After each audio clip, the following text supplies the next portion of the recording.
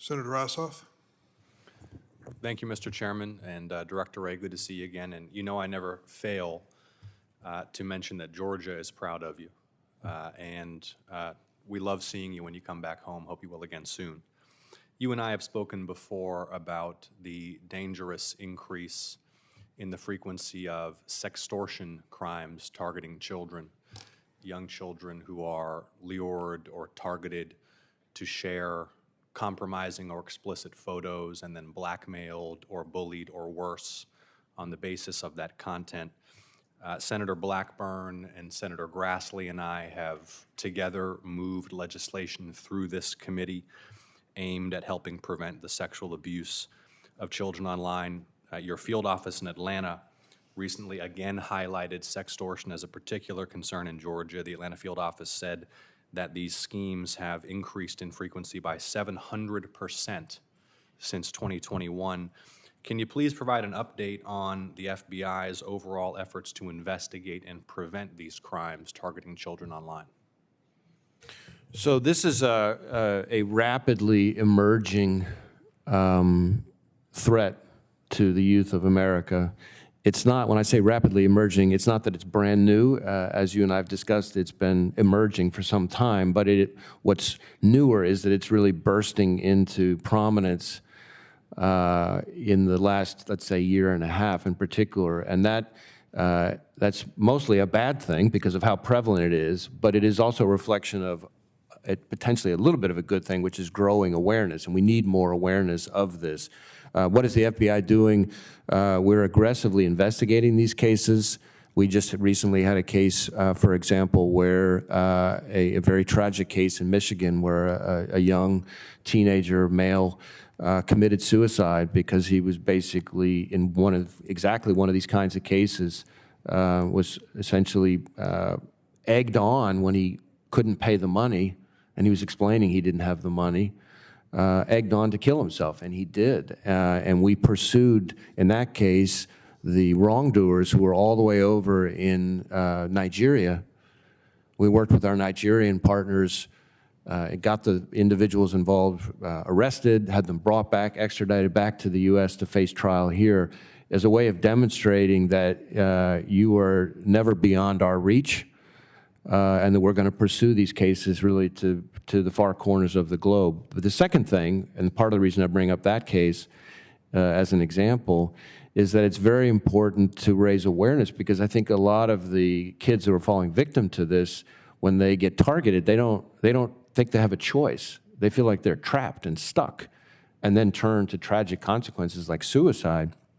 So raising awareness is not just raising awareness for parents, but it's raising awareness for teenagers so that they know there's something they can do. So we're working with NCMEC, for example, but in that Michigan case, to their great credit, the young man's parents sort of embraced the idea of using his case, his tragic death, as a way to try to prevent other kids from falling victim to the same thing. And it's really deeply moving that they would try to find some good that they can achieve through the just heartbreaking loss of their son. Thank you, Director Wray, and that is obviously a top concern for parents in Georgia, and so is the opioid crisis and how it impacts high school students. Several news outlets reported recently that multiple students overdosed on fentanyl in one Gwinnett County high school, that none of the students knew they were consuming fentanyl. One was reportedly using a vape pen. Earlier this year, students in Lee County in southwest Georgia reportedly hospitalized, again after using a vape that was reportedly laced not just with THC but also with fentanyl. Thankfully, all of the students survived. Can you lay out for my constituents back in Georgia what the FBI is doing to protect children and adolescents from opioids, from fentanyl, and increasingly as we see the inadvertent overdose by students who are either vaping or perhaps think they're taking some other drug or a counterfeit prescription drug?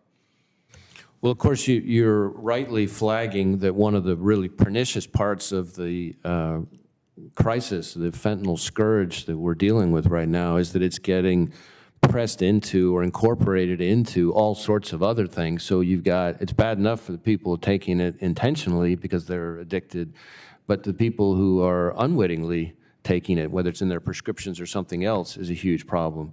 So what is the FBI doing? Well, I'd start with what I said in my opening, which is just in the last 2 years, the FBI has seized enough fentanyl to kill 270 million Americans.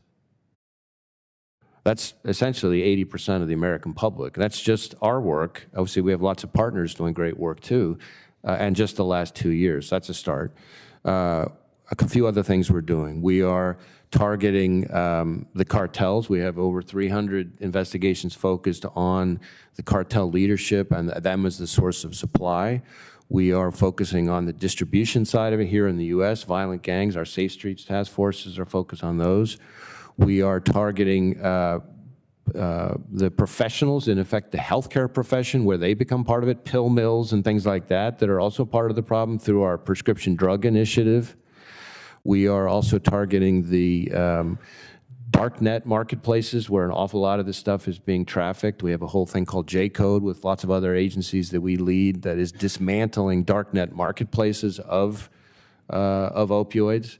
And then from an awareness perspective, we are doing things like we worked with DEA to create a movie called Chasing the Dragon that was shown in schools, and we've got other sort of outreach awareness raising that's focused on schools and youth and educators to try to get at it on the demand side too. Thank you, Director Wray. And with my remaining time, you've touched on this in response to a number of members, but Georgia's Jewish community, Georgia's Muslim community, both expressing to me their deep anxiety at this moment, the increased level of threat, the increased explicit threats, the increased perception of threat and fear.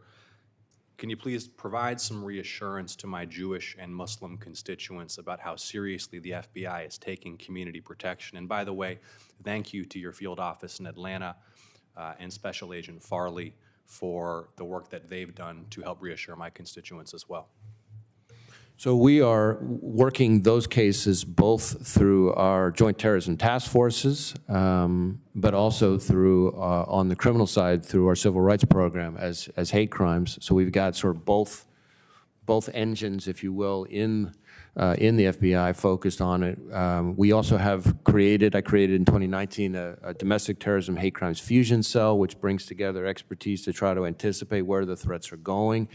We have opened, I think, 60% more hate crimes investigations post-October 7th than we had before October 7th, and it was escalating pretty fast before October 7th, too.